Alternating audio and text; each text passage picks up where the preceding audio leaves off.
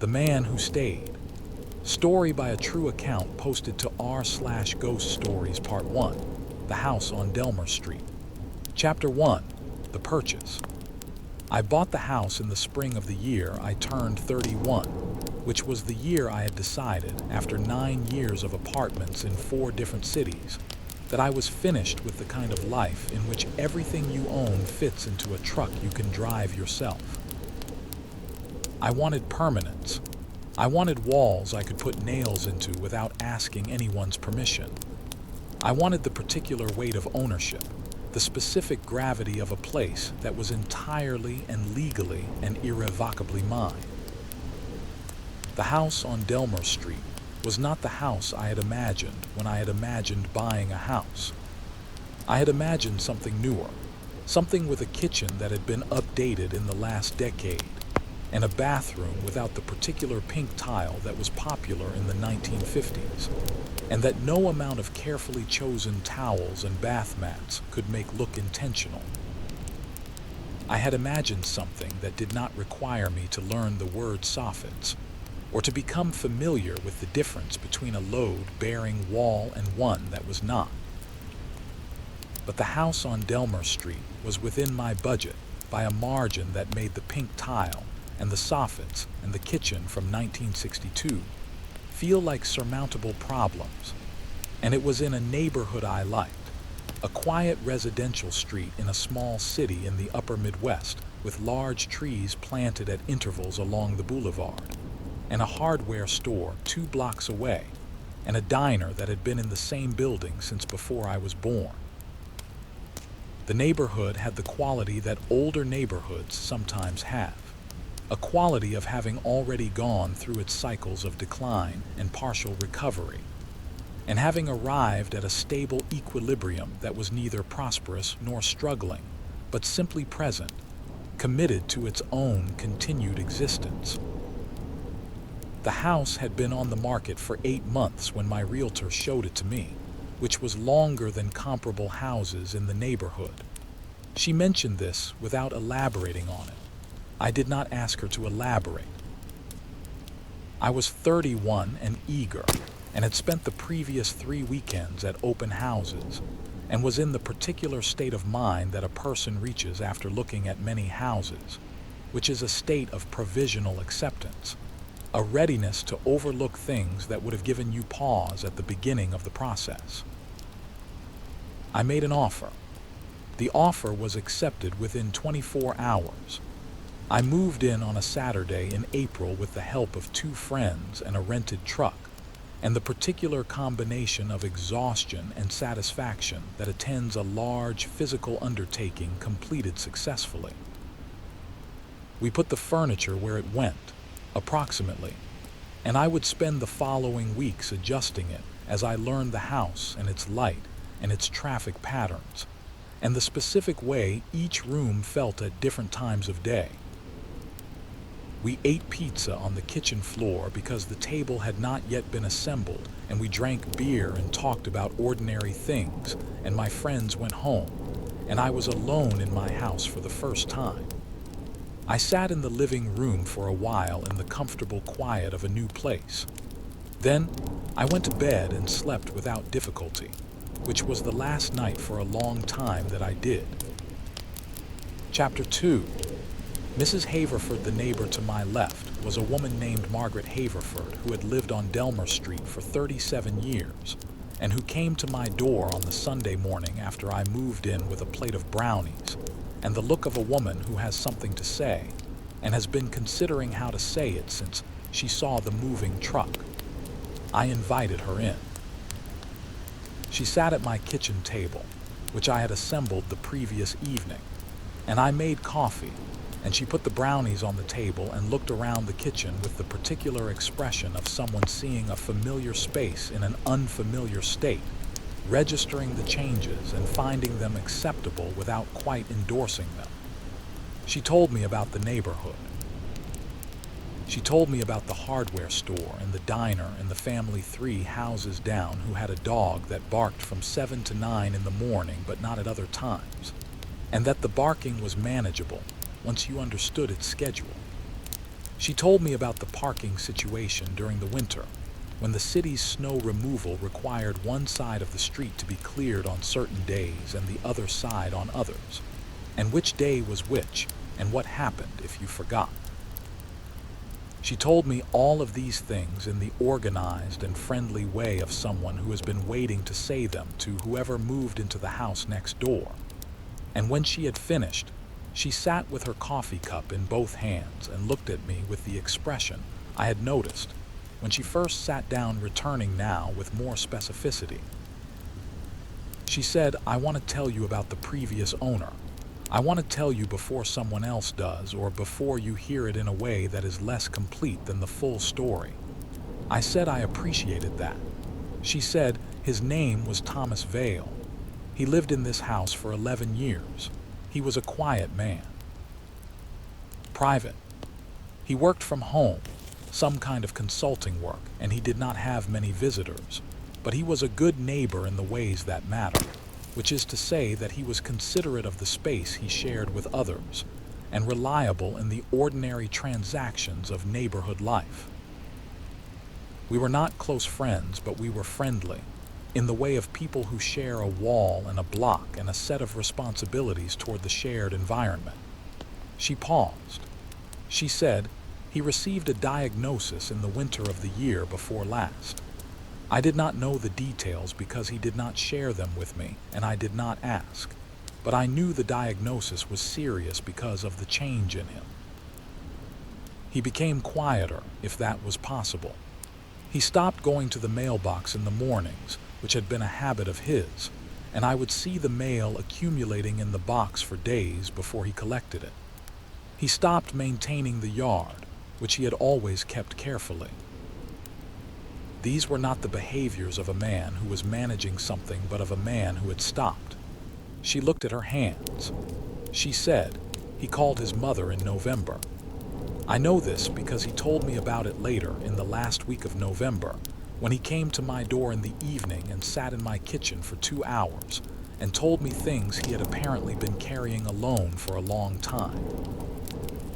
He had called his mother to tell her about the diagnosis, and to tell her something else that the diagnosis had finally made him decide to tell her, something about himself that he had kept from her for his entire adult life. He told me what he had told her and what she had said in response." Mrs. Haverford stopped speaking for a moment. She said, "What she said was very bad. I am not going to repeat it because repeating it does not serve any purpose, and because Thomas is gone now and what was said to him should not be circulated any further than it already was. I will say that she rejected him, completely and without qualification. She said things that a mother should never say to a child, under any circumstances, and then she ended the call. She was looking at the window now, not at me. She said, 'Thomas died in this house 6 weeks later. He chose to die here. I found him on a Monday morning when he had not collected his mail in 4 days, and I had tried calling and gotten no answer. The police came. They told me it was peaceful, which I believe they say to the people who find the missing because it is the kindest thing available to say, whether or not it is fully accurate.' She turned from the window. She said, 'I am telling you this because I think you should know who lived here before you. Because this house mattered to him, and I want there to be someone in it who knows that.' I sat with everything she had told me for a long moment. Then I said, 'Thank you. I mean that.' She nodded once and picked up her coffee, and we talked about other things for a while, and then she went home. I sat in the kitchen for a long time after she left, in the house that had been Thomas Vale's house, and I thought about him in the way you think about someone you will never meet, but whose life has intersected with yours in the particular and intimate way of shared walls and shared space. I thought, this was his kitchen. This was where he had his coffee in the mornings. This was the room he stood in when he made the call to his mother in November. I did not think about that for very long. It was too large a thing to hold for very long. Chapter 3. The first night it started. The first time I heard it was 3 weeks after I moved in, on a Thursday night in May. I had been asleep for perhaps 2 hours when I came awake with the particular suddenness of someone whose sleep has been interrupted by a sound, rather than by the natural completion of a sleep cycle. I lay in the dark of the bedroom and listened, and the house was quiet, and I spent approximately 30 seconds in the half-awake state of someone deciding whether to go back to sleep or to investigate, and then the sound came again. It was coming from the kitchen. The sound was specific and ordinary, and for exactly that reason it was the most disorienting thing I had heard in my own home. It was the sound of cereal being poured into a bowl. The particular dry cascade of small pieces falling a short distance against a ceramic surface. A sound so specific to that single domestic action that it was not possible to mistake it for anything else. It lasted for perhaps 4 seconds and then it stopped. I lay in my bed and stared at the ceiling. I was a person who owned cereal. There was cereal in my kitchen cabinet, a box of the particular brand I had eaten since college, and I had poured cereal into a bowl using that box less than 12 hours ago. The sound I had heard was completely consistent with that box being taken from that cabinet and tilted over that bowl. In the kitchen, at 2 in the morning, while I was in bed, I got up. I turned on every light in the hallway as I walked to the kitchen. I was not thinking clearly enough in those first 60 seconds to decide whether what I was feeling was fear or not, but whatever it was strong enough that I wanted a great deal of light. The kitchen was empty. The cereal box was in the cabinet where I had left it, the cabinet door fully closed. The bowl I had used that morning was in the drying rack beside the sink where I had left it after rinsing it. Everything was exactly as I had left it. I stood in the brightly lit kitchen for a long time. Then I checked every other room in the house, which took less than 5 minutes in a house of that size, and everything was exactly as I had left it, and every window and door was secure. I went back to bed with the hallway light on, and I lay there, and I did not go back to sleep for a very long time. In the morning, I told myself what you tell yourself in the morning about the things that happen at 2 in the morning, which is that the night distorts perception, and that sounds in an old house have explanations rooted in the physics of old houses, and that a new house has sounds you do not yet know, and that the strangeness of an unfamiliar sound is not evidence of a strange source. I almost believed this. It happened again the following Tuesday. Part 2, What He Did at Night, Chapter 4. The pattern of the sounds over the following 6 weeks, the sounds established themselves as a pattern, and the pattern had a consistency that was its own argument against the explanations I kept constructing and discarding. A pattern is not a quirk of an old house. A pattern is something that repeats, and repetition implies a source that is stable and deliberate. The cereal sound came approximately twice a week, always between 1 and 3 in the morning, always from the kitchen, always the same duration of 4 to 6 seconds. On 3 occasions I was awake when it started, and on those occasions I got up immediately and went to the kitchen within 30 seconds of hearing it, and found the kitchen empty and undisturbed, and the cereal box in the cabinet and the cabinet door closed. The second sound was different. It began in the 3rd week of June, approximately 6 weeks after the first cereal sound, and it was worse than the cereal sound in a way that I want to be precise about. The cereal sound was disturbing because it was ordinary.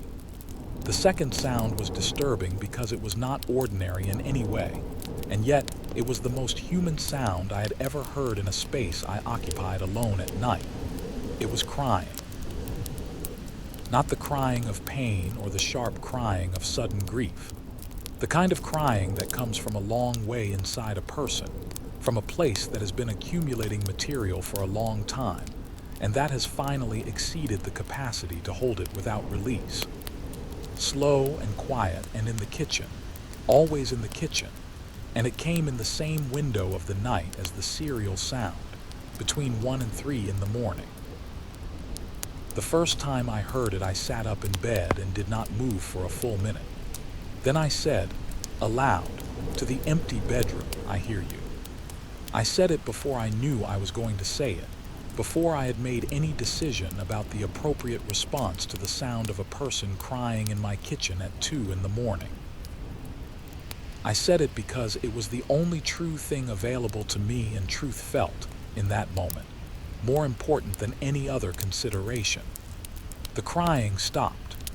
Not gradually, not winding down in the way that crying winds down when the person who is crying has spent what was accumulated and is returning to equilibrium. It stopped all at once, between one moment and the next, and the silence that replaced it was the kitchen's ordinary silence, the hum of the refrigerator and the very faint sound of the street outside, and nothing else. I lay back down. I pulled the blanket up. I stared at the ceiling. I said again, more quietly, "I hear you. I am here." Nothing answered, but the silence felt different after that. Not less present, but less alone, which is a distinction that I am aware sounds like the account of a person who is not thinking clearly, and which I am recording anyway, because it is the most accurate description of what I experienced. Chapter 5. What I learned about Thomas Vale. I went back to Mrs. Haverford in July. I went on a Saturday morning when I knew she would be home, and I brought coffee from the diner 2 blocks away, the particular dark roast she had mentioned preferring, and I sat at her kitchen table and told her what had been happening. I told her about the cereal. I told her about the crying. I told her the dates and the times and the duration of each occurrence with the precision of someone who had begun keeping notes after the 3rd week, because the precision felt important, felt like the difference between a documented account and an anecdote, and I wanted it to be documented. She listened to all of it without interrupting. Her expression during the listening was not the expression of someone who was hearing something surprising. It was the expression of someone who was hearing something confirmed. She said he had a bowl of cereal every night before bed. It was his thing, his wind down ritual. He told me once that he had done it since he was a boy, that his mother used to make him a bowl of cereal every night and sit with him while he ate it before bed, and that it was one of the specific memories of childhood that he had never outgrown the pleasure of. He kept doing it his whole adult life. I looked at her. She said, his mother. Yes, the same woman who told him what she told him in November. He was still doing the ritual that she had given him, right up to the end. I think that tells you something about Thomas, about the particular way he was built, that he kept doing the thing she had given him even when she had taken everything else away. I thought about this for a long time. I asked, was he the kind of person who would have cried? She looked at me with an expression that was somewhere between sad and decided. She said, he was the kind of person who would have held everything for as long as it was possible to hold it, and then found somewhere private to let it go. If he was crying, he was doing it at night, alone, when no one could hear him. Except you heard him. I heard him, I said. She nodded. I asked, what was he like? Not at the end, before. She was quiet for a moment. Then she described him for me, and I want to record her description as faithfully as I can because it matters to this account in a way that will become clear later. She said he was meticulous without being rigid, that he kept his house and his yard and his person with care, but without the anxiety of someone for whom disorder is threatening. More the care of someone who finds the maintenance of things satisfying in itself. That he was funny in a quiet way, not the kind of funny that announced itself, but the kind that was delivered in passing, almost accidentally, and that landed with a delayed effect that made you laugh a few seconds after he had already moved on. That he read voraciously, and was one of the few people she had known who read with a pen in hand. marking things he found interesting, and that his shelves were full of books with his notes in the margins. She said he was someone who deserved a great deal more kindness than the world gave him. That is the simplest way I can put it. I drove home from Mrs. Haverford's house and sat in my own kitchen, Thomas Vale's kitchen, and I thought about a man who did the same ritual every night that his mother had given him when he was a boy, alone in the small hours, the dry sound of cereal against ceramic, and then the particular crying of someone who has reached the end of what they can hold. Chapter 6. The night I stayed up in the second week of August, I stayed up until 2 in the morning on purpose. I sat at the kitchen table with a book and a lamp, and I waited with the particular patience of someone who has decided that the ambiguity is more difficult to live with than the certainty would be. At 12 minutes past 2, I heard the cereal sound. I did not move. I sat at the table with my book open to the page I had not been reading, and I listened to the sound, which was exactly as I had heard it from the bedroom on all the previous occasions. The dry cascade of small pieces against ceramic, 4 to 5 seconds, and then silence. I was looking at the cabinet where the cereal was kept. The cabinet door did not open. The cereal box did not move. Nothing in the kitchen moved at all. The sound came from the kitchen, and nothing in the kitchen produced it. I set the book on the table. I said Thomas. I had not used his name before. I had said I hear you and I am here, but I had not used his name, and using it felt significant in a way I could not articulate. It felt like a door opening, not a door in the house, a door in the conversation. Silence. I said, my name is Daniel. I live in your house now. I have been here since April. Silence. The refrigerator hummed. The street outside offered its ordinary ambient sounds. I said, Mrs. Haverford told me about you. I want you to know that I know. Not everything. Nobody can know everything about another person. But I know enough. I know you lived here for 11 years, and that you kept your house carefully, and that you had cereal before bed, and that you were funny in a quiet way, and that you read books with a pen in your hand. I paused. I said, I know what happened with your mother. I am not going to say what she said to you because it does not deserve to be said again. But I want you to know that I know it happened, and that I think it was wrong, completely and without qualification, and that if I had been there, I would have told you so. The refrigerator hummed. I said, I also want you to know that this house is good. Whatever it holds of you, whatever stayed in it when you could not, it is a good place. You made it a good place. I can feel that in the way a house can feel like itself, or like someone else's version of itself, and this house feels like someone lived in it carefully and with consideration for the space. You did that. I stopped speaking and sat in the kitchen in the lamplight. And then, from somewhere in the kitchen that I was looking directly at, and that contained only the ordinary objects of a kitchen at 2 in the morning, I heard the sound of a bowl being set on the counter. A single sound, the small ceramic sound of a bowl touching a hard surface and settling. I sat very still. I said, okay. I said, I am going to make myself a bowl of cereal now. I got up and I went to the cabinet and I took out the box and I got a bowl from the shelf. And I poured cereal into it and I sat back down at the table and I ate it in the quiet kitchen at 2 in the morning. I do not know what that meant or what I thought it would accomplish. I know that it felt like the right thing to do, and in the absence of any framework that adequately covered the situation I was in, I fell back on what felt right. I finished the cereal. I washed the bowl. I turned off the lamp and went to bed. I did not hear the crying that night. Part 3. Learning to Live in IT Chapter 7. The books, the previous owner's belongings, had been removed from the house before I purchased it. His family, or the estate, or whoever had handled the affairs of a man who died alone in a house with a mother who would not speak to him, had cleared the furniture and the clothing and the personal items in the weeks after his death. This was several months before I bought the house, and the house had been empty for those months, sitting in the particular suspended state of a house between occupants. But the clearing had not been thorough. In the basement, in a corner behind the water heater, there were 3 cardboard boxes that had not been taken.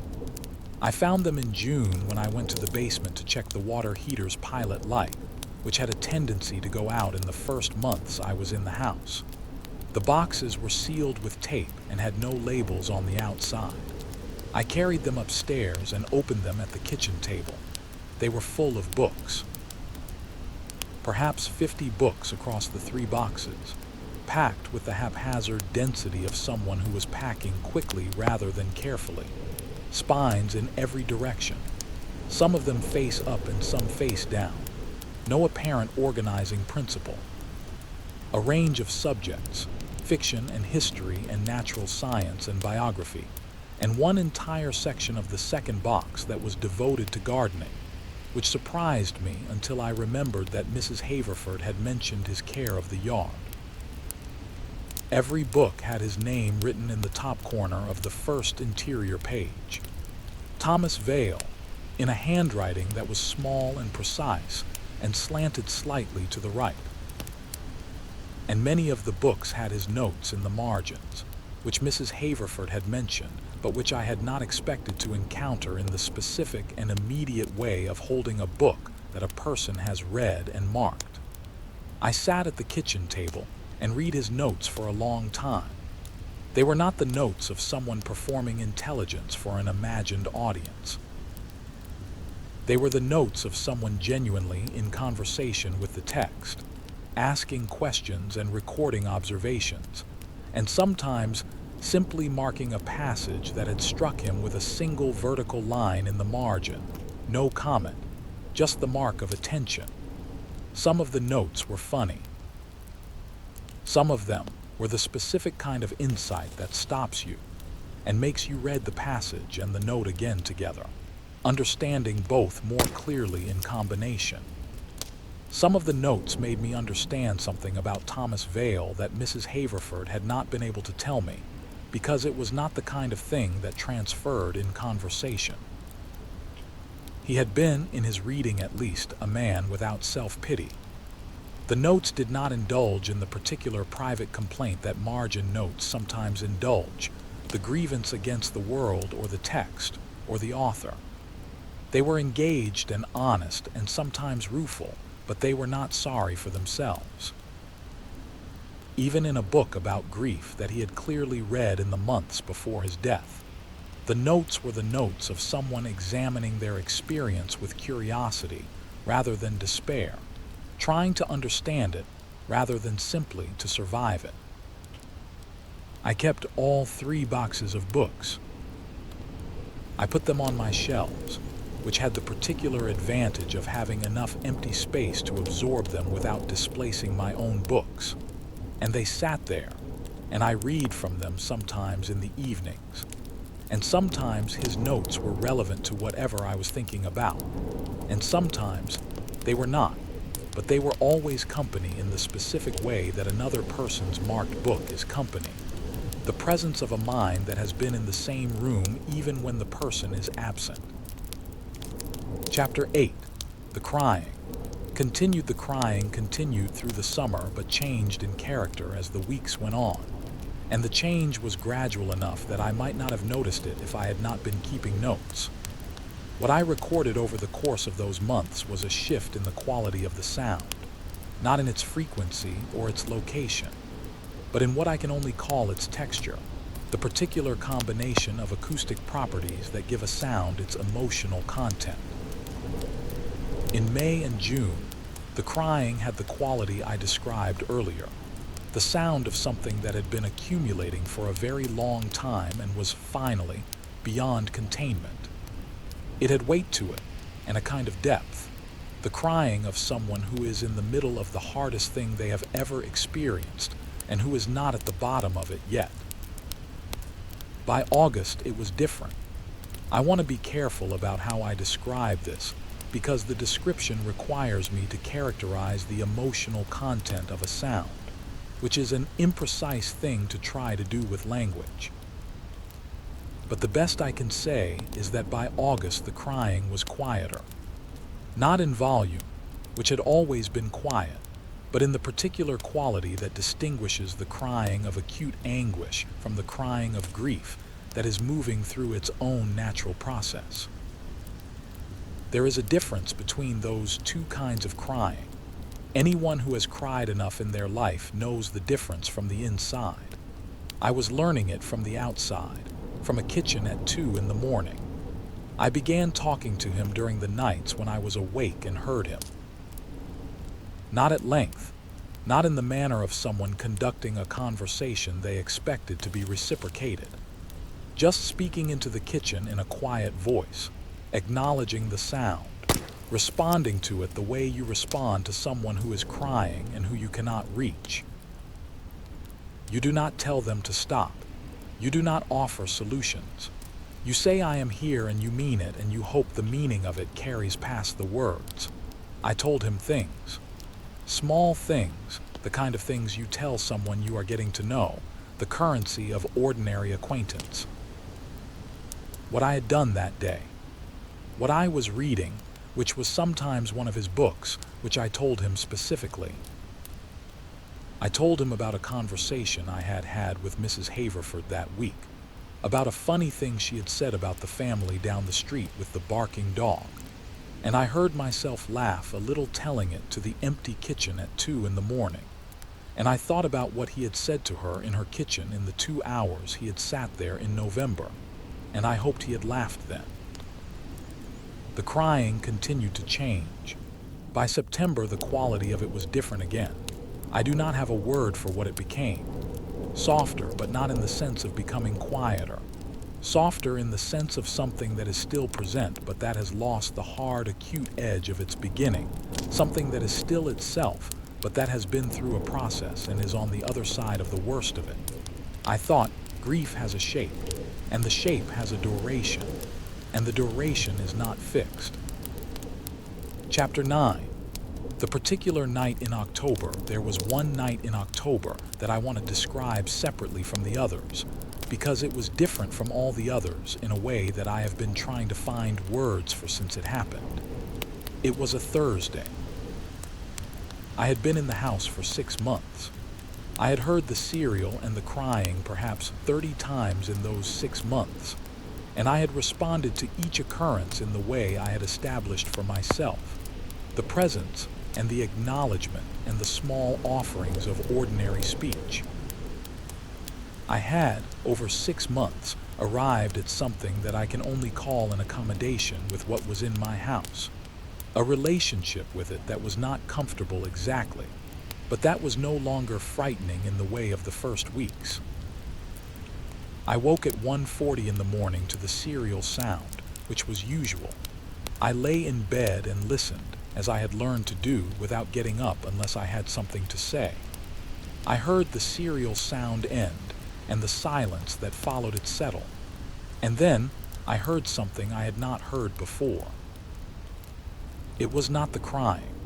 It was a different sound, quiet enough that I was not initially certain I was hearing it rather than imagining it in the particular way the mind imagines things in the small hours of the night when it is between sleeping and waking, and the usual filters between inner and outer experience are not fully operative. I lay still and I listened very carefully. It was humming. A single sustained note, very quiet, coming from the kitchen, the way all the other sounds came. Not a melody, just a note, held for a few seconds and then released and held again. The kind of involuntary vocalization a person makes when they are at a table with food in front of them, and they are not aware they are making any sound at all.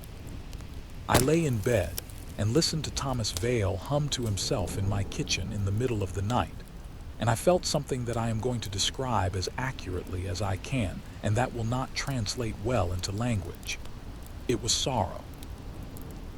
But sorrow as a complete thing, as a thing that contains within it an understanding of what it is sorrow for, and a reckoning with the fact that the sorrow is valid and real, and that having it is not a weakness or a failure, but simply the appropriate response to having been a person who loved things and lost them. And within the sorrow, something else. Something that I had been listening for since May and that I had not been certain was there until that moment. Something that was almost peace. Not the peace of resolution, not the peace of questions answered or wounds healed. The smaller and more durable peace of a person who is where they are, and who has stopped fighting the fact of being where they are. I lay in my bed and listened to him hum in the kitchen, and I did not say anything, because there was nothing to say that was better than listening. After a while, the humming stopped. The kitchen was quiet. I went back to sleep. Part 4, The Change, Chapter 10. What I told my friend Carla came to visit in November and stayed for a long weekend, sleeping in the spare bedroom I had set up in the room that had the pink tile bathroom adjacent to it.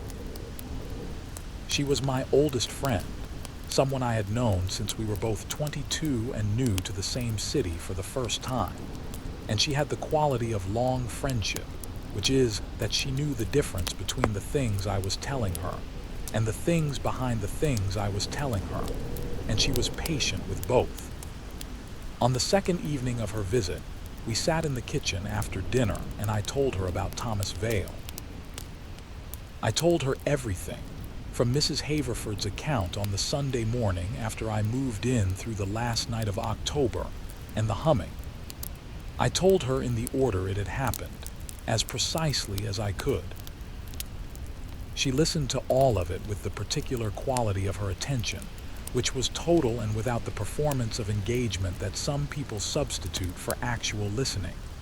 She did not move to fill the pauses I left. She waited. When I finished, she was quiet for a moment. Then she said, "Are you afraid of him?" I thought about this honestly. I said, I was afraid in the beginning. The first few weeks were difficult, but the fear was not of him specifically, I think. It was of not knowing what was happening and not having a way to understand it. Once I understood what it was, or enough of what it was to have a relationship with it, the fear stopped being the primary thing. She said, "What is the primary thing now?" I said, "Grief, I think. His and also mine a little. Grief on his behalf, which is not the same thing as my grief, but which is real." She said, "You grieve for someone you never met." I said, "I know him from his books. I know him from Mrs. Haverford's account and from the sounds in the kitchen, and from the way the house holds him, which is in the careful way of a house that has been lived in with care. I know enough of him to grieve what happened to him." She was quiet again. She said, "Does he know you are here?" This was the question I had been asking myself since May, and that I had been arriving at different answers to as the months progressed. I said, "I think so. I think the way the sounds have changed is the closest I have to evidence of that. The way the crying has softened. The October night with the humming. I think he is aware that the house has someone in it who knows he is here, and I think that awareness has changed something about what he is experiencing. I am not able to be more specific than that." Carla looked at me for a long moment with the look she used when she was deciding whether to say the thing she was thinking or to wait. She said, "You are doing something kind for someone you never knew and who cannot thank you for it." I said, "I am not sure kindness is the right word for responding to the sounds in your kitchen. It feels more like the basic minimum." She said, "I think you would be surprised how many people would not do even the basic minimum." I thought about that. Chapter 11.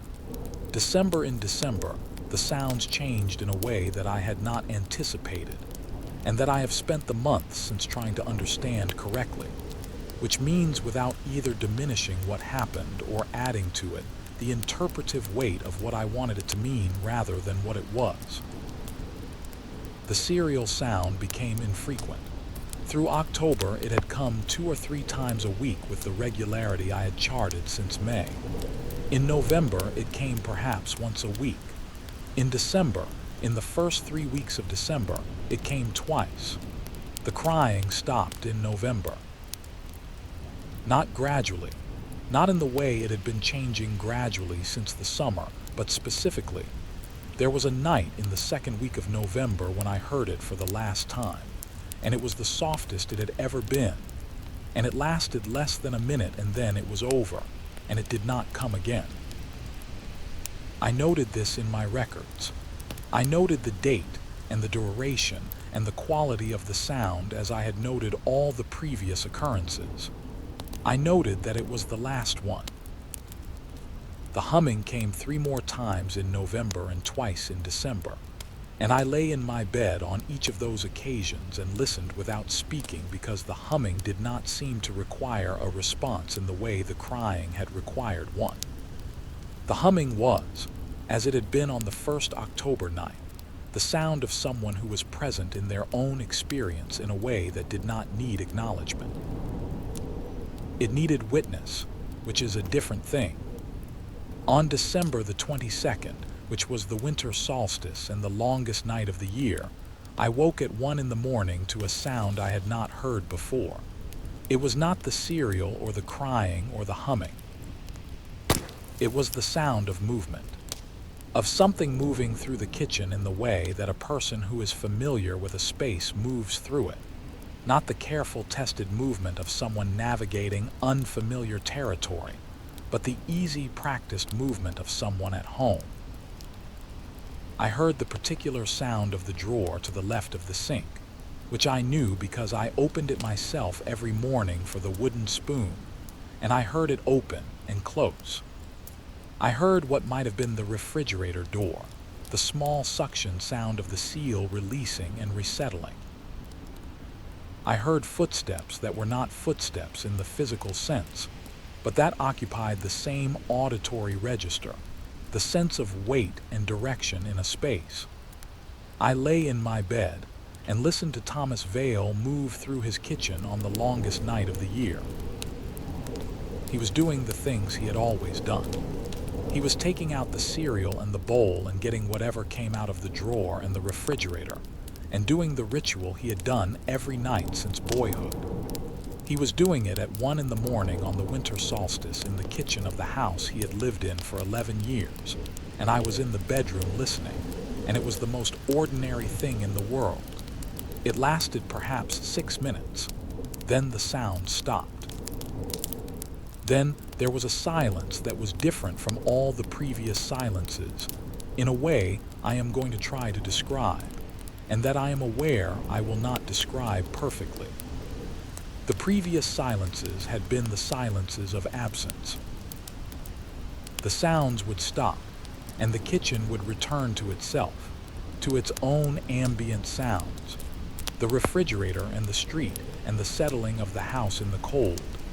And there was always a slight quality of incompletion to those silences, a sense that what had been present was still present somewhere in the house, suspended between expression and silence. This silence was different. It was the silence of completion, the silence of something that has done what it came to do and has released the need to do anything else. The silence of a person who has finished their cereal and washed the bowl and put it back and turned off the kitchen light and gone to bed. The silence of someone who is, finally, ready to sleep. I lay in my bed in that silence for a long time. Then I said to the dark bedroom and the quiet house, "Good night, Thomas." I went to sleep. Part 5 after. Chapter 12. January and what followed in January, the house was quiet.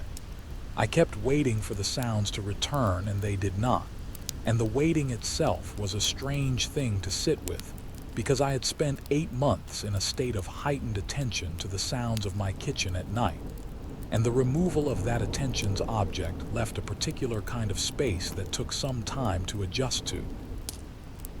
I went on keeping notes out of habit for the first few weeks, and then I stopped because there was nothing to record. The kitchen at 2 in the morning was the kitchen. The refrigerator hummed. The street offered its ambient sounds. The house settled in the cold in the way of old houses in winter, the particular language of contracting wood and shifting foundations that I had learned to read as the house's own voice, distinct from anything that had been in it alongside me since April. I went to see Mrs. Haverford in the second week of January. I brought coffee again, the dark roast from the diner, and I sat at her table and I told her about December. She listened to all of it in her characteristic way, and when I finished, she was quiet for a long time.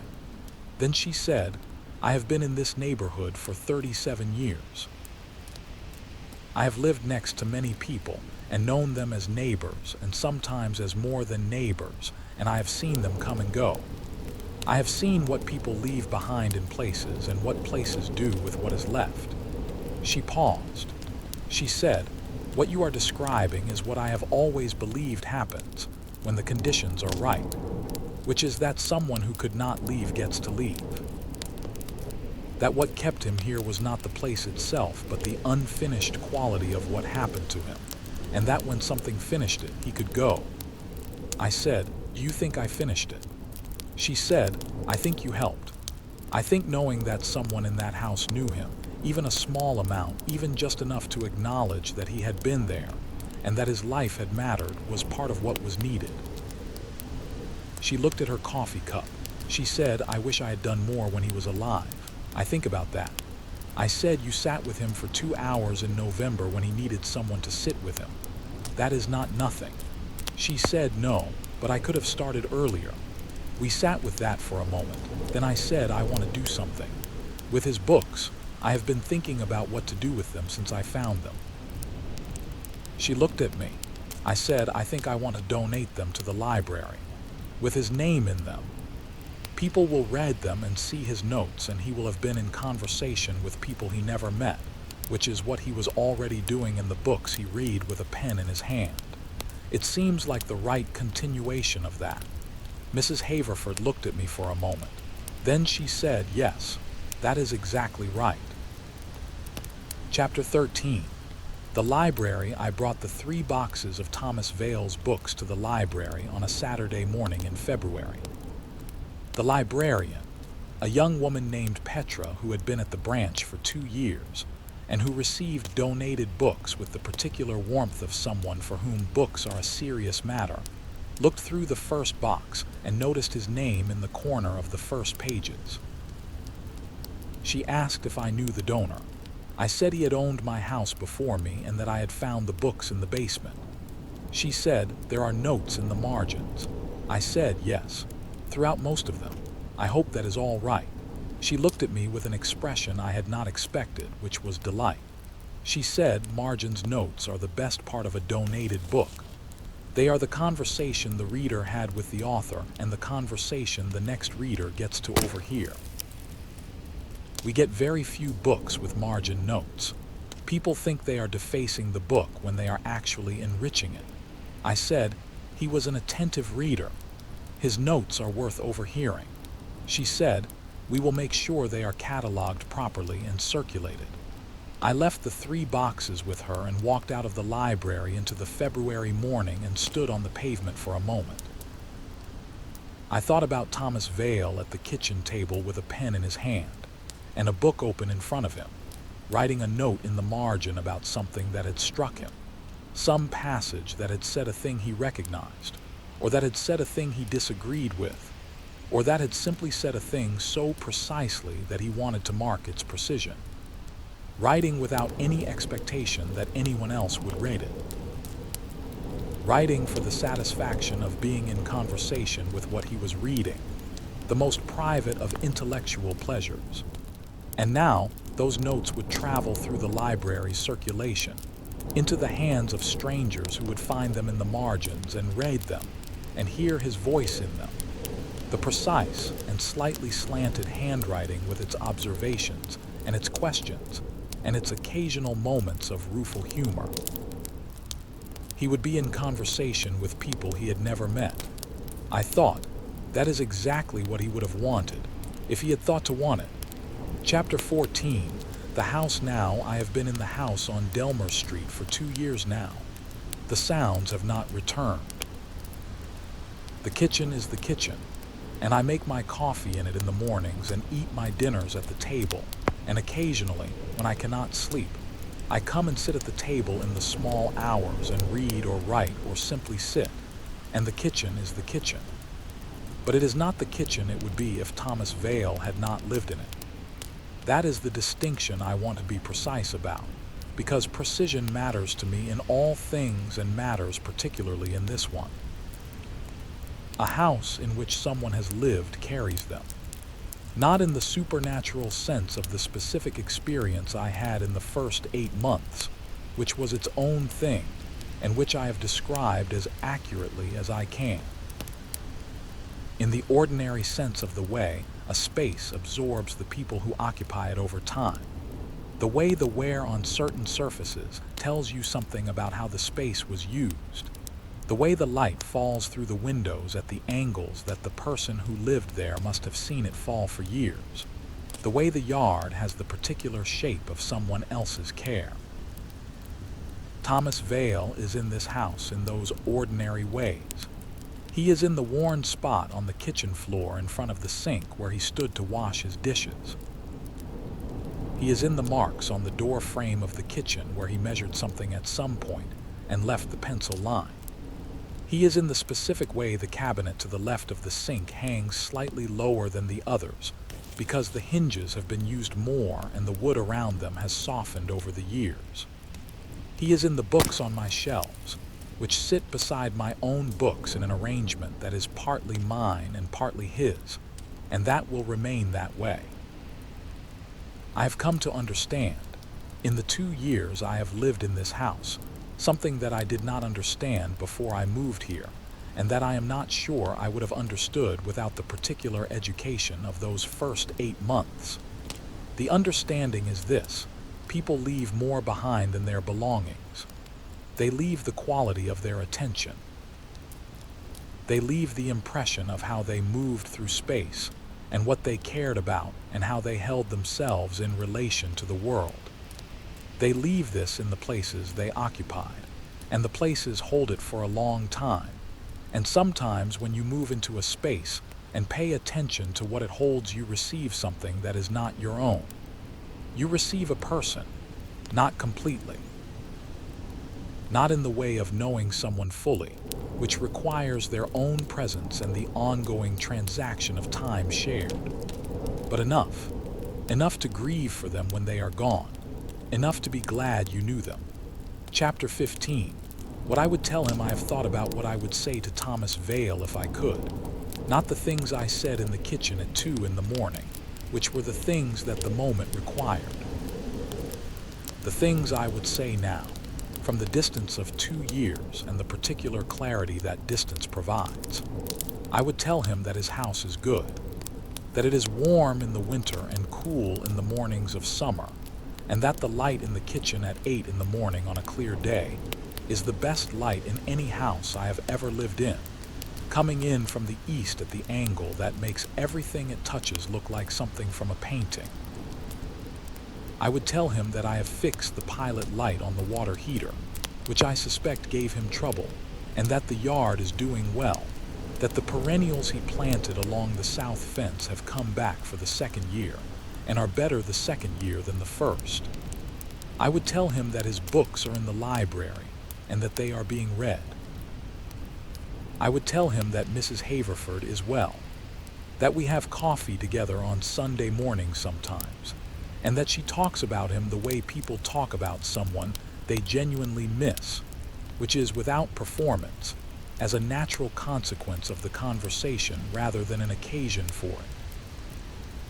I would tell him that I read one of his books last winter, the one about grief with his notes in the margins, the one that had made me understand something about the quality of his attention that nothing else could have told me. I would tell him that his notes in that book were the most honest thing I have ever read in a margin. I would tell him that the cereal he preferred is still the cereal in my cabinet, not because I particularly prefer it over the other options, because it is there, and I know why it is there, and the knowing feels like the right kind of company.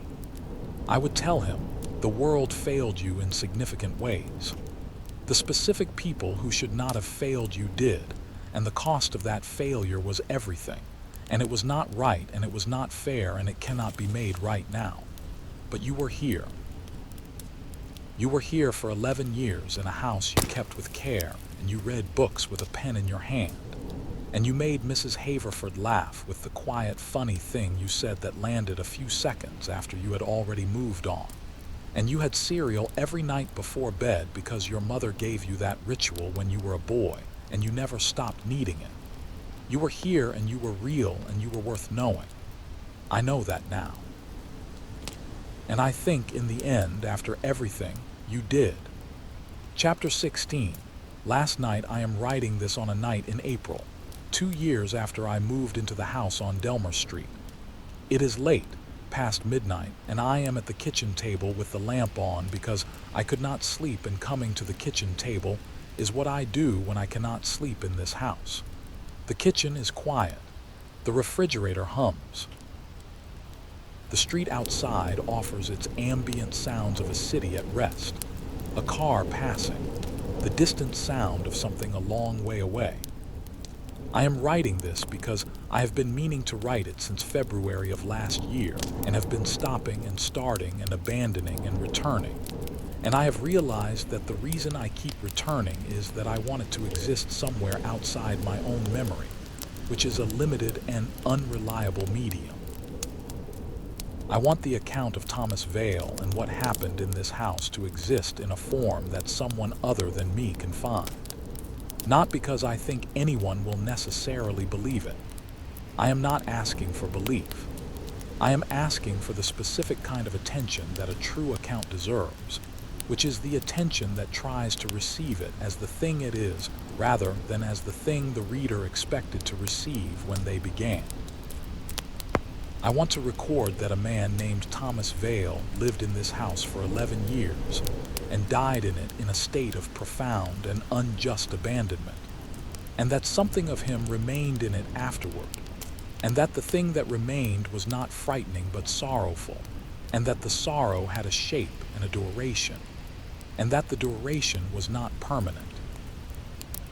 I want to record that I heard him in the kitchen at night for 8 months, and that I talked to him, and that I made myself a bowl of cereal at 2 in the morning as an act of company, and that this is not something I am embarrassed about. I want to record that on the winter solstice of the year I moved in, he did what he had always done in this kitchen, in full and ordinary detail, and then he was quiet, and I said good night to him in the dark and went to sleep. I want to record that his books are in the library with his notes in them and that they are being read. I want to record that the house is good, that it holds him carefully and always will in the ordinary ways that places hold the people who lived in them, and that I am glad to be in it. I want to record his name, Thomas Vale. He was here. He mattered.